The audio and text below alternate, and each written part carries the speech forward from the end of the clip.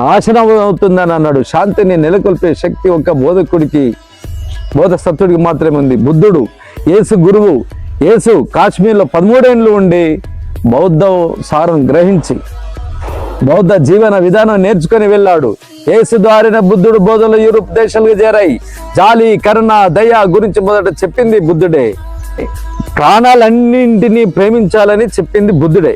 ఇప్పుడు యూరోపియన్లు ఈ విషయం ఒప్పుకోరు, మళ్ళీ అది వేరే విషయం, కానీ వాస్తవం ఇదే అని ఐన్స్టీన్ రాసుకున్నాడు. ఇక్కడ గొప్ప విషయం కూడా చూడండి, మీరు బైబిల్ చదవండి, బైబిల్ చదవాలి. అయ్యా క్రైస్తవ బిడ్డలారా, హిందూ జన బంధు గంగాజల బిందువులారా,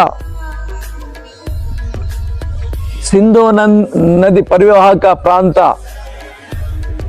హిందూ బిందువులారా, మీరు స్వామి వివేకానందుడు అన్నట్లు కేవలం భగవద్గీత, రామాయణం,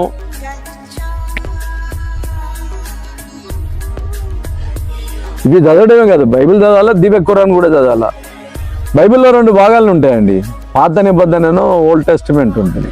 ఇప్పుడు ఇజ్రాయెల్ ఉన్నారు కదా, యూదులు ఉన్నారు కదా, వాళ్ళు ఆరాధించేది దాంట్లో యెహోవాను వాళ్ళు స్తుతిస్తూ ఉంటారు, మెస్సయ్య.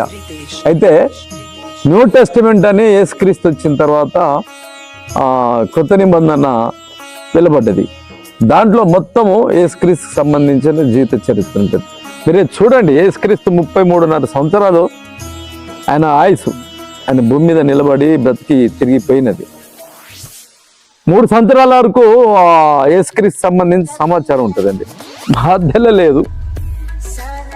లేదు, చనిపోయే లాస్ట్ 3.5 సంవత్సరాల వరకే మనకు కనిపిస్తాడు. కనిపించిన తర్వాత భూమి పుట్టిన తర్వాత, భూమిలో మానవుడు పుట్టిన తర్వాత 600 కోట్ల మంది ప్రజానీకం అంతరించిపోయిన వాళ్ళు, చనిపోయిన వాళ్ళు, ఇప్పుడు 800 కోట్ల మంది మానవ జాతిలో ఒక శక పురుషుడు, యేసు క్రీస్తు పూర్వం, యేసు క్రీస్తు శకం అనే పద్ధతులు ఇప్పుడు ఆ రీతిలో వచ్చిన ఆయనని, అంత శక పురుషుని మార్చింది ఎవరో కాదో, మానవ జాతి మారణ హోమాన్ని, యుద్ధం వద్దు శాంతి ముద్దని ముందు బుద్ధుడు ఆయన బోధల నుండి అశోకుడు లాగానే ఎట్లయితే శాంతి చిహ్నంగా ఆయన రూపాంతరం చెందిందో ఆయన జీవిత చరిత్ర మనం రూపాల నోట్ల మీద కానీ మన జాతీయ పతాకం మీద కనిపిస్తాయి కదా,